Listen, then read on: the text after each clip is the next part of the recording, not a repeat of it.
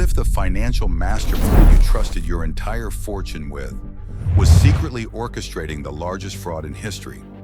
Enter Bernie Madoff, a Wall Street legend who promised consistent returns and delivered nothing but ruin. For decades, his scheme dazzled the wealthy, fooled regulators, and devastated lives in its collapse. How did he manage to con the world for so long? What finally brought him down? This is the jaw-dropping story of a man who turned trust into betrayal and ambition into catastrophe. Stay with us as we unravel the billion-dollar scam that left an indelible mark on the financial world. The crisp December air in 2008 carried an unusual tension as New York City woke up to the shocking news that would soon ripple across the globe. Bernie Madoff, once a titan of Wall Street and a name synonymous with financial acumen, was escorted from his Manhattan penthouse in handcuffs. Reporters jostled for space outside the courthouse, their voices blending into a cacophony of disbelief and outrage. For years, Madoff had been revered as a financial wizard, a man whose investments yielded unparalleled returns. Now the world learned that the empire he had built was nothing more than a house of cards. The fallout of his arrest would reveal the largest Ponzi scheme in history, a $65 billion fraud that left thousands of investors shattered. Inside the financial world, the betrayal was deeply personal. Madoff had been more than just a name. He was a legend. He served as the former chairman of NASDAQ, and his investment firm was considered one of the most trustworthy on Wall Street. Prominent individuals, family businesses, charitable organizations, and even pension funds had entrusted their savings to him. The promise was simple: steady, reliable returns regardless of market volatility. For decades, Madoff delivered, or so it seemed. For many investors, the first inkling of trouble came not from whispers or rumors, but from the collapse of the 2008 financial markets.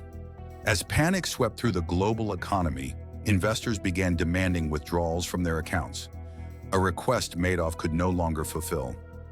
His elaborate scheme unraveled under the weight of billions in withdrawal demands, exposing the shocking truth.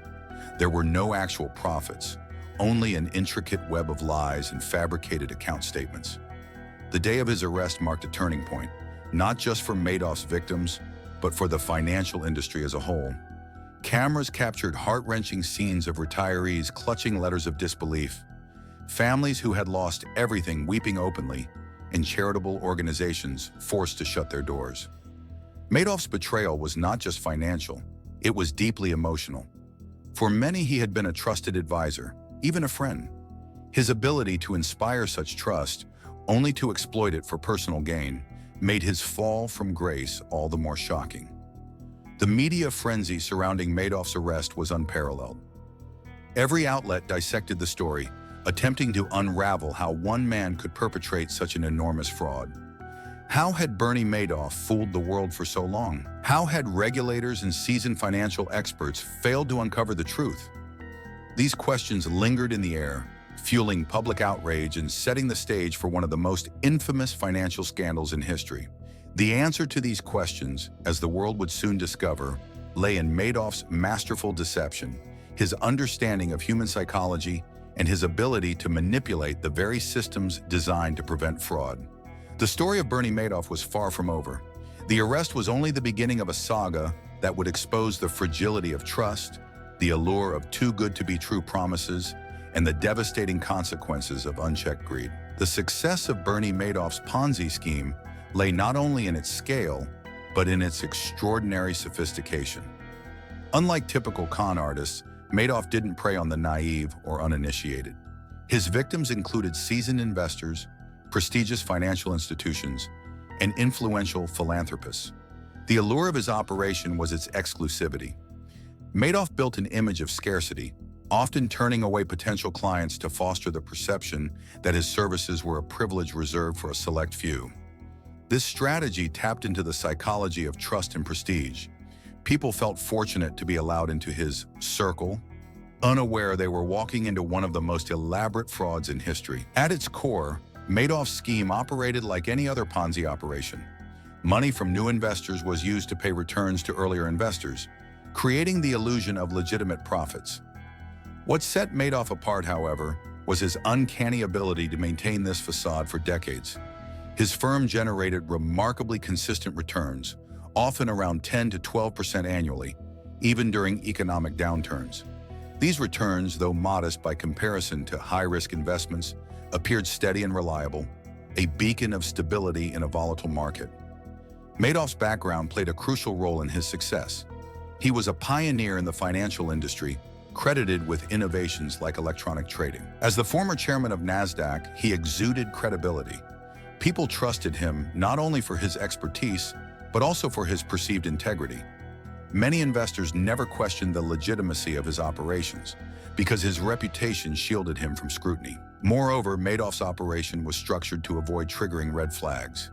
His investment advisory business operated separately from his legitimate brokerage firm, which lent an air of legitimacy. He employed complex financial jargon and a strategy he described as a split-strike conversion, which supposedly involved buying and selling options to hedge risks. In reality, there were no trades happening at all. Instead, Madoff meticulously fabricated trading records and account statements, convincing investors their money was safely growing. One of the most baffling aspects of the scheme was how Madoff managed to evade detection for so long. Despite multiple red flags, regulatory bodies like the SEC, Securities and Exchange Commission, failed to uncover the fraud. Whistleblowers, such as financial analyst Harry Markopolos, had raised concerns as early as 1999, noting that Madoff's returns were statistically impossible and did not align with market behavior. Markopolos famously declared that the scheme could only be a fraud. Yet despite presenting evidence, his warnings went unheeded. Madoff's ability to fly under the radar was aided by his charm and a well-orchestrated network of enablers. Investors who benefited from his returns rarely questioned the mechanics behind them, fearing that pulling back the curtain might end their lucrative arrangement. Banks and feeder funds funneled billions to Madoff without conducting thorough due diligence. This culture of willful ignorance allowed the scheme to flourish. As time passed, Madoff's web of deceit became increasingly intricate. He relied on an inner circle of trusted employees to help maintain the illusion. In the infamous 17th floor of his New York office, a team worked tirelessly to create fake documents, trade confirmations, and account statements. The fraudulent machinery ran like clockwork, but its success hinged on one thing: continuous inflow of new money. By the mid-2000s, cracks in the scheme began to form. The global financial crisis of 2008 proved to be the breaking point. Panicked investors began pulling their funds, and the outflows quickly surpassed the incoming investments. With no real profits to cover the withdrawals, the scheme collapsed. On December 10, 2008, Madoff confessed to his sons, Mark and Andrew, that the entire operation was a fraud. The next day, they reported him to federal authorities, setting in motion the dramatic downfall of one of Wall Street's most iconic figures. The unraveling of Bernie Madoff's empire shocked the financial world. How had such a massive fraud escaped detection for so long? The answers lay in a combination of regulatory failures, misplaced trust, and Madoff's unparalleled ability to exploit human greed and fear. The mechanics of his scheme revealed the dark side of financial ambition, where the promise of easy returns blinded even the most experienced investors to the dangers lurking beneath the surface. The aftermath of Bernie Madoff's Ponzi scheme left a trail of financial ruin and emotional devastation. More than 37,000 victims in 136 countries were affected, ranging from wealthy investors to small business owners, retirees, and charitable organizations. Many lost their life savings overnight, while others faced the grim reality of shuttered foundations and unrealized dreams. The betrayal cut deeply, not just because of the financial loss, but because Madoff had exploited personal relationships and trust to further his scheme. One of the most heart-wrenching consequences of the fraud was the impact on smaller, lesser-known investors. While major banks and institutions could absorb some of the losses, countless individuals were left destitute. Retirees who had trusted Madoff with their pensions found themselves returning to work or relying on family to survive. Charities which had entrusted Madoff with endowments were forced to close their doors, cutting off vital support for the communities they served. The scandal also sent shockwaves through the financial industry.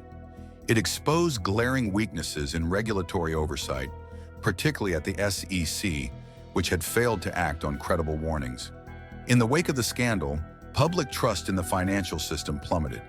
Many questioned how such a colossal fraud could go undetected for decades, and whether similar schemes were still lurking in the shadows. In response, regulators implemented reforms aimed at preventing future schemes of this scale.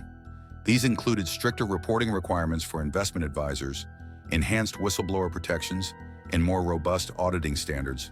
However, critics argued that these measures came too late for Madoff's victims.